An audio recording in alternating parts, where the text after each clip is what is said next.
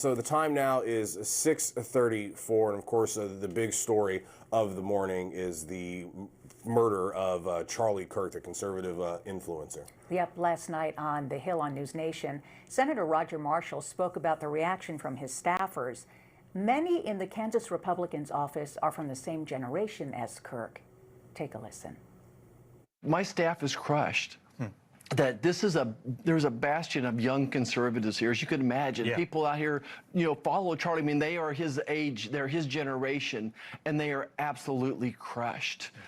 And what was to be wife? He was a leader. He was the Pied Piper. I wonder when Buddy Holly died, they say the music died, and I feel like the music died today for this conservative movement, and we'll be back. But I really had that feeling that he was like a musician, only it was with his words and his inspiration. You know this. I know this. A lot of times, staffers here on Capitol Hill, they're younger, right? Yeah. They're in their 20s, they're in their 30s, they're grinding, they're trying to make it up, Yeah. move on up.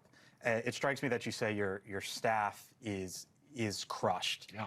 Can you explain to our audience sort of what he meant for young conservatives and that movement? I mean, this guy was doing things on campus. He started a new movement. If you think, he drops out of college. He's in his 20s. He starts this Turning Point USA. At 18 years old. Just a teenager. And he takes on the entire establishment of woke universities. And kids were wondering, what's going on here? What happened to my university that used to be, we talked about agriculture and engineering, and all of a sudden we're talking about political discord or whatever. So youngsters today looked up to Charlie, that he was leading this movement. So as reaction continues to pour in, we know a manhunt is well underway for the shooter that killed Charlie Kirk yesterday. You are looking live now at the White House, where flags are flying at half-staff for Kirk, who is a close friend and ally of the Trump family and as you know, an extraordinarily prominent conservative activist. Agencies across the country are working to track down the person who shot him in front of a crowd of thousands. News Nation's Xavier Walton has the latest from Utah Valley University. Xavier, the FBI is still searching for the gunman this morning. Corey, Hillary, good morning. Yeah, that's exactly right. There's this massive manhunt underway, and to give everyone just a kind of idea of where I am here on campus, the shooting actually took place off in that direction. There's a building here. It's on the other side of that building. Problem is, this is still very active.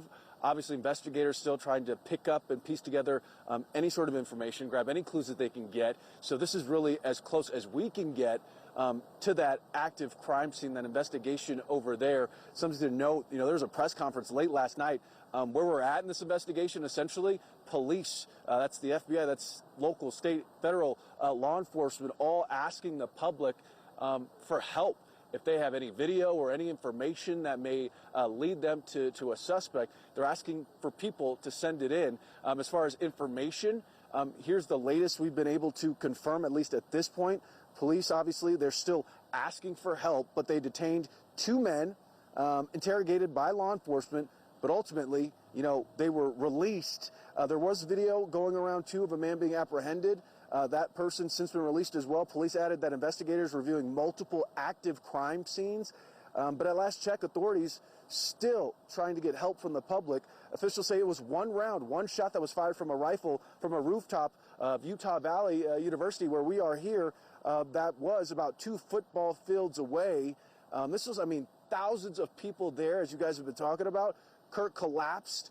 Everyone scattered. Security rushed him to a hospital where he later died. Officers say Kirk did have his own security detail, along with 6 uniformed police, other officers in plain clothes in the crowd. But authorities believe the suspect was dressed in dark clothing. At this early hour of the morning, wee hours of the morning here, there is still certainly a sense of urgency. And here's the thing: as more time passes, the more pressure is obviously on law enforcement. You got to keep in mind too, Charlie Kirk, widely popular. It's hard to understate just how big of a deal he was as a conservative activist, especially when you think about, President Trump immediately coming out and sending his condolences and having a full address. But as far as here on campus, as far as the investigation, it's almost as if you go over there, anytime there's a crime scene, something horrific happens, it's almost as if time stands still to a degree. and everything is exactly where they left it for those people who just kind of took off and scattered. That's where things stand now. We're hoping to get another update from police and investigators here in the next coming hours with the press conference. When that happens, hopefully, we'll get some more information and see where they're at with their investigation. All right, Xavier Walton live in Utah for us this morning. Xavier, thank you so much. Thank you, Xavier.